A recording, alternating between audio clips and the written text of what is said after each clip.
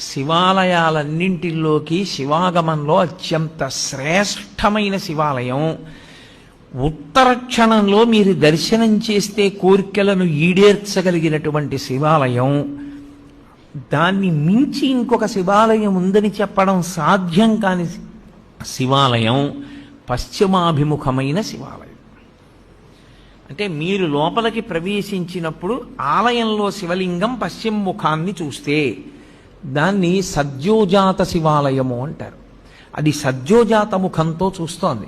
అది శివాగమంలో అన్ని శివాలయాల్లోకి శక్తివంతమైన శివాలయం అదే. ఈశ్వరుడు తూర్పుకి ఒక ముఖంతో చూస్తాడు, దాన్ని తత్పురుష ముఖము అంటారు. ఇప్పుడు ఇక్కడ ఉండే శివాలయంలో ఉండే శివలింగం తూర్పుని చూస్తోంది. తూర్పుని చూస్తోంది అంటే దాని ఉద్దేశ్యం ఏంటంటే, మీరు లోపలికి వెడుతున్నప్పుడు దేవాలయం కట్టినప్పుడు రాజద్వారానికి ఎదురుగుండా దాని ముఖం తూర్పు వైపుకుంటుంది. తత్పురుషము అంటారు.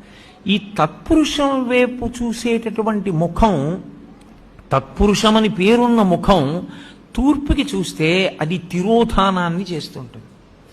తిరోధానము అన్న మాటకు అర్థం ఏంటంటే చీకటిలో ఉంచుతూ ఉంటాడు. ఆ ముఖంతో తెలియనివ్వడు. మాయాస్వరూపుడై లోకమునకు జ్ఞానము లేకుండా చెయ్యగలిగినటువంటి ముఖమునకు తత్పురుష ముఖమని పేరు.